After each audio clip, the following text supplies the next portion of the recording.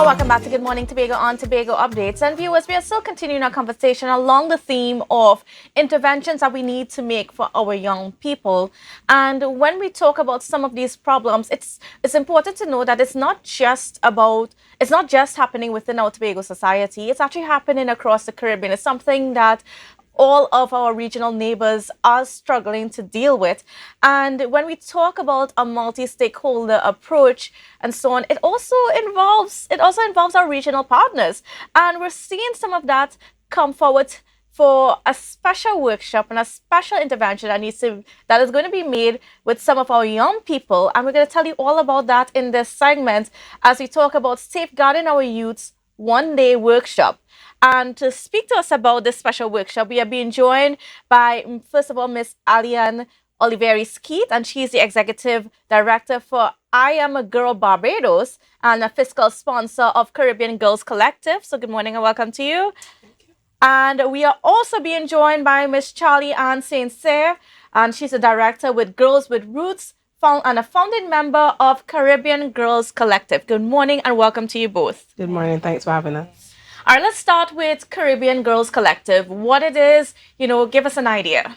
So Caribbean Girls Collective started in 2019, and it was really conceptualized on the basis of bringing together the partners from across the region, especially those who are truly interested in collaboration, and ensuring that like-minded organizations who are working with and for girls are capable of working together in partnership to create the Caribbean we want to see. The collective is a multicultural, intergenerational space where we ensure that as part of the collective, we are expanding our knowledge, not just with civil society, but all the stakeholders across the region, and also ensuring that girls are at the center of that. So we work with and for girls, and what that means for us is that at every stage of our development as a collective, girls are involved. And why did you guys choose girls for the focus of this? I would say that in general, each of our organizations that initially founded the collective, we were working with girls initially. We are or were once girls. Yes. But also we know that girls, as a general concept within our society, are the most vulnerable. They are facing some of the most challenging intergenerational challenges, gender-based violence being one of them, even in climate justice, all aspects of society, really, girls are at the most vulnerable stage.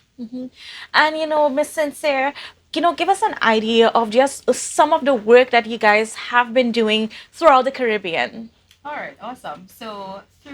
I'll start with the collective. So through the Caribbean Girls Collective, we have been working with organizations to help them build their capacity, help them really understand the ways of working with girls. We've also been working to provide funding for organizations to build their capacity to build safeguarding policies to protect the girls that they work with. But we've also been working with girls to help them own their voice, understand their voices. So we would have recently completed a 10-week program right here in Tobago at the Mason Hall Secondary School last year. And we were able to work with a group of girls and help them understand that they too have a voice, help them create solutions for problems that they would have noticed in and around their communities. And that was a very successful pilot program. We didn't just run that program in Tobago. That program was also run across the region, so in Barbados and Dominica. And we're going to run that again this year. And outside of that, we have other programs that we run. So this safeguarding workshop that we're doing here in Tobago, we've also done it in Trinidad, we've done it in Tobago, we'll be doing it in Barbados. So we have activities not just for non-profit leaders, organizations, governmental agencies, but we also work with the girls, for the girls, also ensure that the vulnerability of girls are taken care of, girls are seen, they're heard, they're appreciated, they're celebrated. And I'm guessing from you guys is that this is a stakeholder support sort of organization. Yes, definitely. And is ensuring also that we aren't bringing solutions that aren't needed within any particular territory, right? So each organization, each ministry, each stakeholder kind of shares with us, these are some of the challenges that we're having. How can we address them? And as a collective, we feel like there's enough knowledge base within our mechanism where we can offer that support to these agencies. And so we're going to have this special workshop, and that's happening tomorrow. Give us an idea of what we can expect in this workshop. Some of what we can expect is just the general basic understanding that safeguarding isn't just for girls, it's not just for youth, but it's for all who participate in any form of youth based development for children, right? And so, safeguarding as a broad concept is ensuring that across the board, your team, your organization, your stakeholders, those who come in and support your partners, your financial donors, they're also understanding how to safeguard in their particular element. And the workshop is centered around that. It's also centered around key components that are necessary to ensure that you put in place not only in your policies but in your day-to-day practices that allows for you to keep the safety component of guarding. And how important that component is. Tremendous, because obviously the consequences that come from not having it in place means that you basically may break apart a society, right? Safety, we all want to feel safe. Yes. We all want to feel like we are in an environment where, whether we're around people, a building, we want to feel like we can exist in that space and not feel like harm is going to come our way. And so we need to always make sure that that is at the center of everything. So who can be involved in this workshop? We who will be involved in the workshop will be persons from the various divisions across Tobago. So we have division of education. We have persons from social student support services who we know were just here. They'll be involved. We have youth leaders. We have civil society leaders. We have. We have a cross section of persons who will be involved, who we think will be able to benefit from what we've spoken about, what we'll talk about tomorrow. And is it open for other NGOs or community groups and so on that might be wanting some of that technical help to make the interventions within their spaces?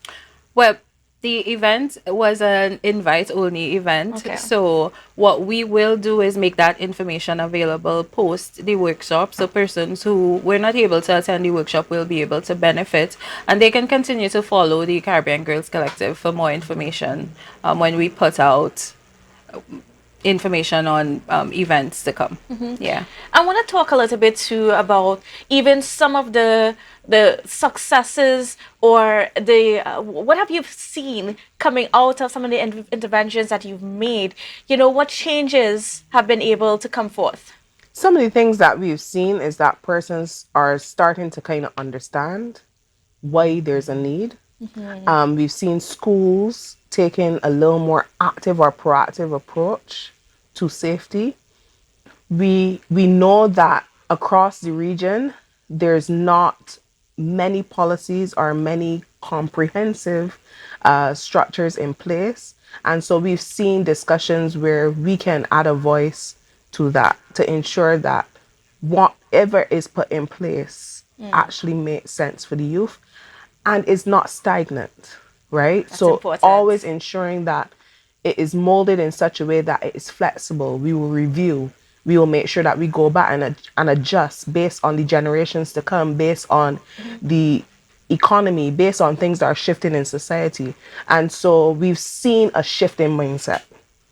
We've seen a shift in the need or the urgency for wanting this information and for sharing, because we want to make sure that we are aware our stakeholders have a lot of knowledge. They're in the work themselves. They're doing it daily, right? So we're not coming to be the savior of safeguarding. We're coming to collaborate in safeguarding. And we've seen an open arm approach, especially here in Tobago, where persons are open to the concept. They are ready and eager and willing. And that makes us feel good to know that the future is bright. And I also want to talk about even that Caribbean approach, because like sometimes we're stuck in our little corners Bubbles, of yeah. the Caribbean, our little bubble, so to speak, as you Yeah. mentioned, you know, and we don't realize that how endemic some of these problems are to the rest of the Caribbean and how much we should be approaching these things as one. Yes, and that's why collaboration is important, right? Yeah, I think what we've realized as a collective is some of the same issues that we face here in Trinidad and Tobago would be a lot of the same issues that are faced in Dominica and same issues that are faced in Barbados. So collaboration is pretty important, and if we continue to work together to solve a lot of these issues that we're faced with, we'll go a long way Very in much so. solving them much quicker. That's right. Yeah. And then what about that relationship and, just NGOs, organizations and so on working together throughout the Caribbean? What has that done even for that spirit and that motivation to keep going and to keep making the necessary interventions? I mean, Charlie could maybe speak to this a little bit, but I know for me, we say this time and time again, knowing that you're not alone, knowing that you have support across the islands, knowing that at any point you can call on each other and say, well, hey, this is something I'm facing with. What's your thoughts, right?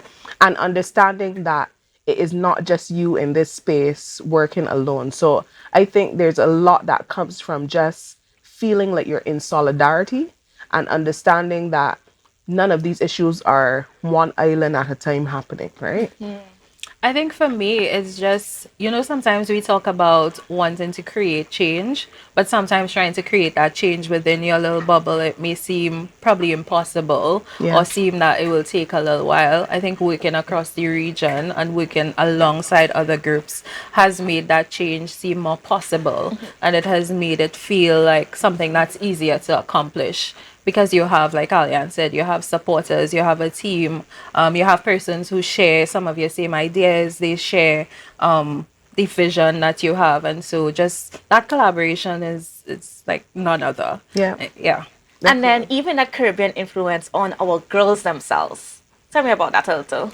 I think a lot of them recognize that they can be leaders. And a lot of them recognize that they have the power to even make some shifts for themselves. We are big on helping girls to disrupt and disrupt in a positive way and understand that this isn't new. We've had generations of women, girls, men disrupting in our region already. Yes. Why can't you start, from today? And I think our women have been disrupting. It's just, been in a different way. Our women have been leading our Caribbean society in a way that we haven't really focused on. Yeah, that's definitely true. And I think in many ways, we don't celebrate a lot of the achievements that have happened.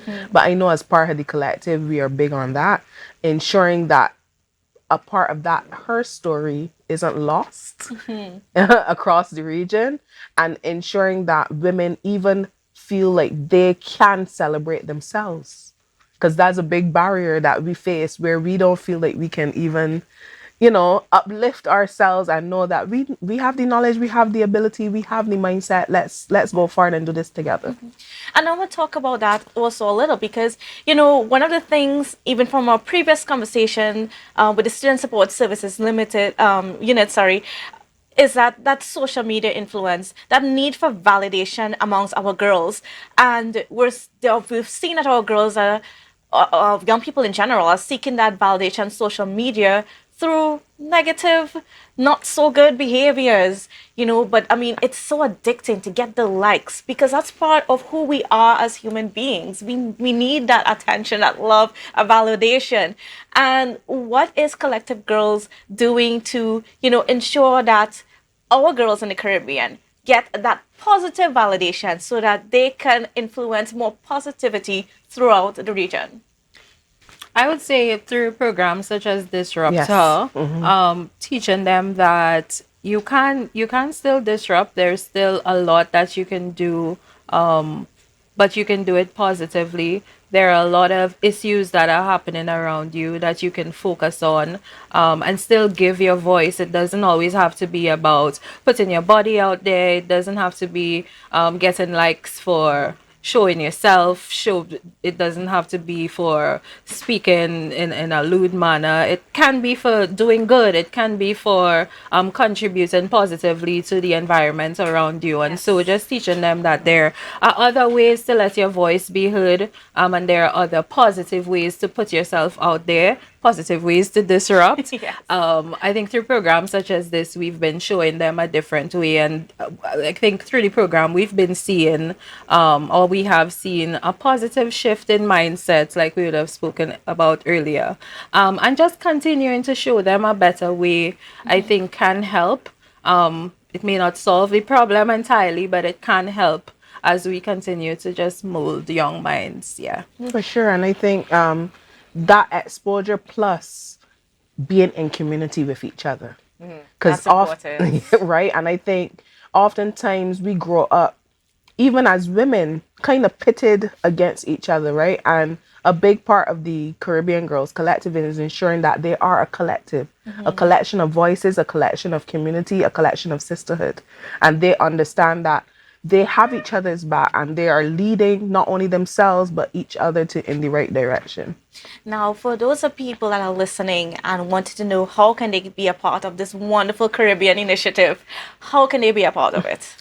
They could check us out on girlscollective.org. They can follow us on socials. They can find us in the online space. But in addition to that, there are many ways to connect with us. We are big on partnership. We're big on learning. We're big on ensuring that across the region, we have a collection of different organizations and voices. And so we are very, very open to having the support and to ensuring that different agencies understand that we can work together and us being a resource for them as well. All right, so tomorrow we're going to have this wonderful workshop.